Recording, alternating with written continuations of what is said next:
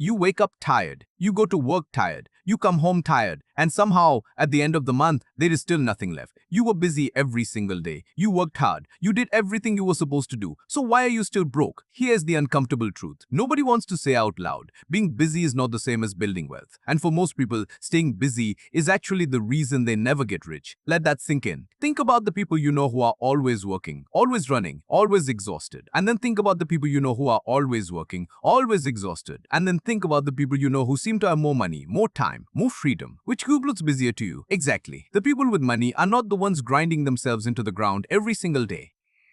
And that is not a coincidence. That is a pattern. And once you see it, you cannot unsee it. Here is what is really going on inside your brain. Your brain has a built-in reward system. When you finish a task, any task, it releases a small shot of dopamine, that chemical that makes you feel good, accomplished, useful. And your brain does not care if that task made you money. It just cares that you did something. So when you answer emails for 3 hours, your brain gives you a reward. When you clean the house instead of working on your side project, your brain gives you a reward. You feel productive, but you are not moving forward, your brain gives you a reward. You are just moving. Psychologists call this busy work, the illusion of progress. You are running fast, but on a treadmill. And here is where it gets personal. A lot of people who grew up without money were taught that hard work equals survival, that if you stop moving, something bad happens, that rest is dangerous, that slowing down means falling behind. That is a scarcity mindset, and it is incredibly common in working-class families. It makes sense where it came from. Your parents were taught to survive. Their parents were taught to survive. But surviving and building are not the same thing. When you are in survival mode, your brain is focused on the short term. Pay this bill. There is no mental space left to think about next year. There is no mental space left to think about the next 10 years.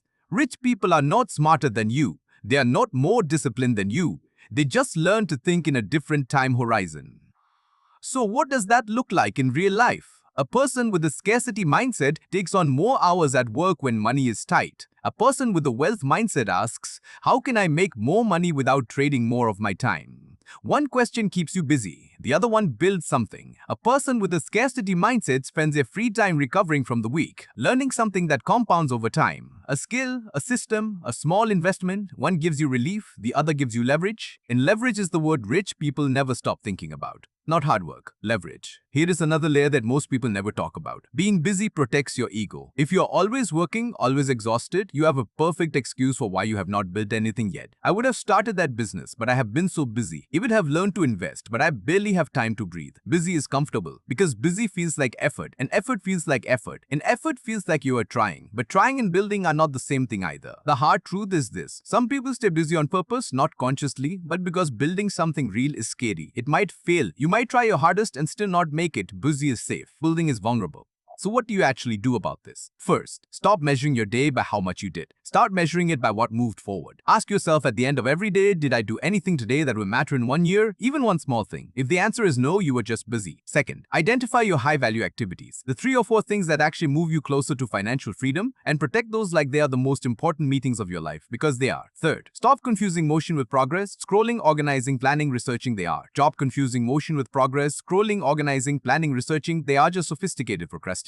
Take the imperfect action, we're just about calmish every single time. Here is the final thing I want you to hear. Your time is the only thing you cannot get back. Not the money, not the energy, the time. Every hour you spend on something that does not build your future is an hour you are lending to someone else's dream. And one day you will look up and realize you spent 20 years being the hardest worker in the room with nothing to show for it. That is not a failure of effort. That is a failure of direction. Work hard, but work hard on the right things. Because the goal was never to stay busy. The goal was always to be free.